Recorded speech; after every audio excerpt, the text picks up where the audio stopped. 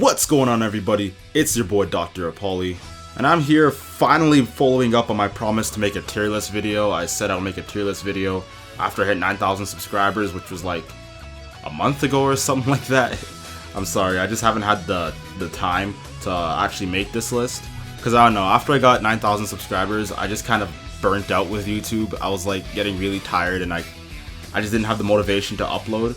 So for the rest of summer, I was kind of just playing Smash Bros against subscribers. You guys can add me if you want. I'll play against you. And yeah, after I made that Beauty of Smash 4 video, I was just really burnt out. I was just so tired, and yeah, that's why I wasn't making my tier list video. But now that I'm back with full energy, I'm gonna make this tier list video as long and overdue as it is. So in my tier list, instead of using a simple high tier, mid tier, top tier, low tier, bottom tier ranking, I'm actually using the the school gradings, the F, and then D, then C, and then B, then A, then S. I don't know, I just feel like it's easier to rank the characters that way as opposed to mid tier, bottom tier, and yeah. My tier list includes 53 characters. I know there are 58 characters in the game, but I'm including Marth and Lucina in the same spot, Pit and Dark Pit in the same spot, and I'm not counting the Miis because I just haven't had any experience against any of the Miis, so I just didn't think it would be fair to, put them on the list. My tier list is based off experiences, theory, and results in that order. My experiences is top priority. That's why I'm not putting the Miis in there, because I've had absolutely no experience against them. My tier list was in no way influenced by other tier lists. There have been a lot of popular figures in the Smash 4 community that have already made tier lists, such as A-Star the Third and Zero. I did not look at their tier list when making mine. It had absolutely no influence on my tier list. So you don't have to worry about me being influenced by other YouTubers. In fact, I had this tier list finalized before Zero even uploaded his top tier part, which is the most influential characters. So yeah, this is like my raw, my thoughts. Like I said before, results are almost not even included in this. Only for some characters I'm gonna include results, but it's experiences, then theory, then results in that order. A new episode for this tier list is gonna be coming out every Friday. I already have the first two parts recorded, so you can trust that I'm gonna be pretty consistent with this. Without any further ado, let's get this list started. In dead bottom, we have Charizard. Now I know Charizard dead bottom on the tier list is probably a really surprising to you guys, but I don't know, in my experience playing against Charizard, I just haven't had any trouble against him personally. Maybe I just haven't fought any good Charizards, but I just haven't had any trouble against him. I've played with him and I didn't really see much potential in him. I couldn't really do anything. I don't play Charizard. I tried mating him in the beginning, but I didn't like him, so I stopped. But I just don't see any potential in Charizard. Maybe I need to watch some Charizard montages or combo videos before I see potential in him. But right now, as it stands, I just don't see any potential in him.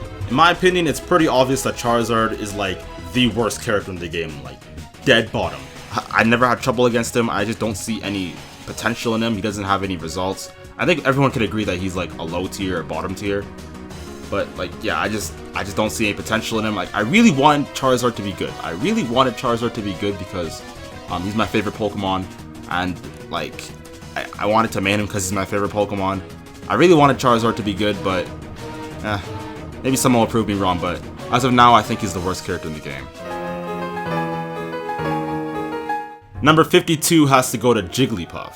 I don't think there's any surprises with this spot on the list. Jigglypuff is commonly recognized to be one of, if not the worst character in the game, and I can see why. Jigglypuff just has, he has a lot of matchup problems. He doesn't really have any combos. He just kind of floats around. Doesn't have really any combo breakers. I mean, she's floaty, so she doesn't really get comboed that hard anyway, but yeah, she doesn't really have any combo breakers. Horrible frame data, just aerials are kind of just lackluster. Well, actually, aerials are the best part about her game, but her aerials aren't nearly as good as they are in Melee, and she doesn't really have any combos. She has really situational combos, I know a soft hit of forward air to rest is a true combo, but that's very situational. That's not gonna happen too often in like in real games. If this were a doubles tier list, she'd be a lot higher. I think she has a lot of potential in doubles, as you saw with Zero and Hungrybox in CEO 2015. But yeah, Puff desperately needs a buff. If I were to buff any character in this game, it will be Jigglypuff. Like, there's even a website called Buff Puff. I'm not even joking, there's literally a website called Buff Puff, so... I mean, you guys already know the deal. I don't really need to say all that much. Number 51 is King DDD. Now we're getting into the more relevant characters. I've actually played against some pretty good DDDs, and they've pushed me to the limit. I know I'm not a top player, and I'm not gonna act like I'm a top player for even a second, but in my experience playing DDD, he's actually a pretty good character, has some pretty good ledge traps. Jab is really good, and he just has a lot of killing power, and yeah, I think DDD is a really solid character. I think with the entrance of King DDD, we're getting into the more the more relevant characters. These are the characters that I would say like everywhere from here up, like you can main or like counter pick, and I believe that every character from here on is actually pretty good, and if played in the right way against the right characters, I think they could actually do pretty good against some of the top tiers, to be honest. The problems with DDD is his poor aerial mobility. I think he's worse in the game. They somehow made his aerial mobility worse than Luigi's, which is actually a feat. I'm actually extremely surprised that they managed to somehow do that. And DDD is just really combo food, and you know, he has more disadvantages than he does advantages. I think his real advantage is like his ledge trapping, because his damage output isn't too crazy. Like Ryu and some other characters have better damage output than he does, or aerial damage output than he does. And also killing power. Ryu has a lot of killing power. I don't know why I'm comparing him to Ryu. Ryu is not in F tier. Don't worry, Ryu is not in F tier. DDD also has a pretty lackluster recovery. It's really predictable, and if you can punish it, if you are a character that can punish it, then DDD is gonna have a really tough time fighting against your character. So yeah, DDD honestly has more weaknesses than he does strengths, but I still think he's a pretty solid character. Next up we have Ganon. The Ganon Cannon. Ganondorf hits hard.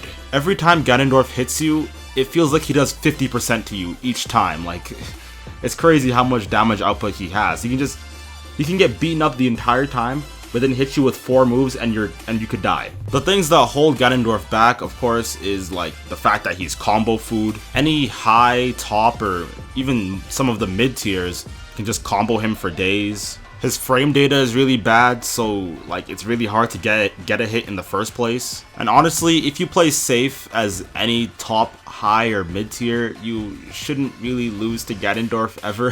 The reason some people lose to Ganondorf is because they just pay him absolutely no respect. And as soon as you stop paying Ganondorf respect, that's when he starts to get in these 4-5 hit combos and kill you really early.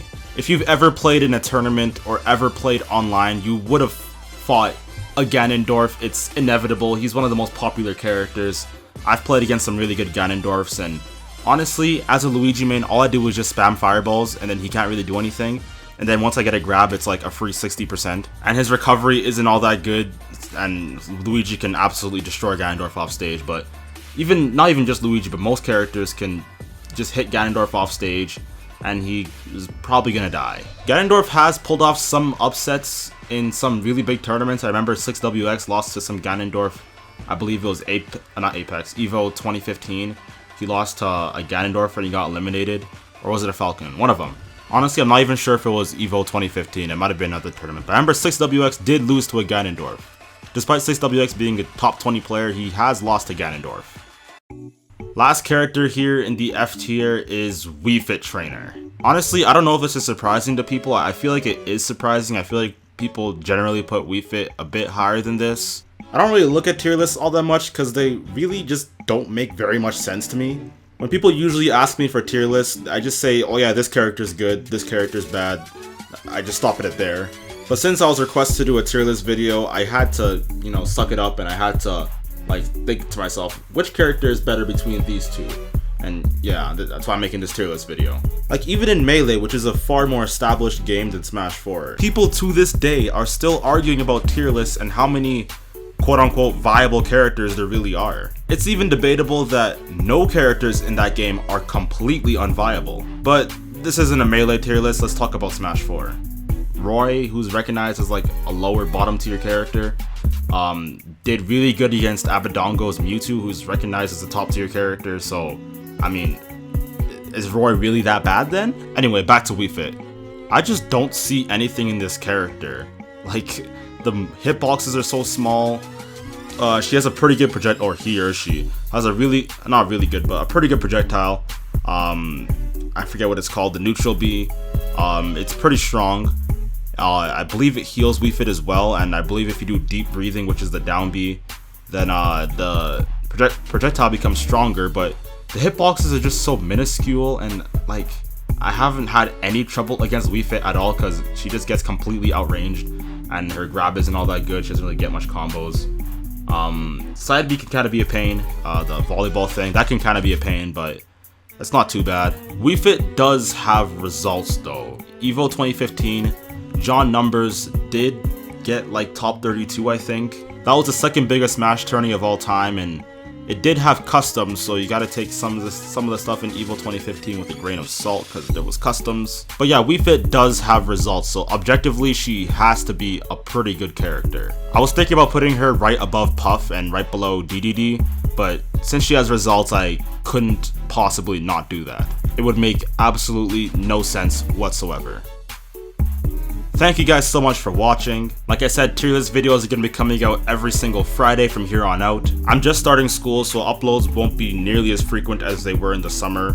Like, I'm starting school September 12th, and I'm recording this September 10th. I'm gonna upload some videos in between these tier list videos. If you guys want to be the first ones to catch those videos, make sure you subscribe to my channel, and I'll see you guys in the next video.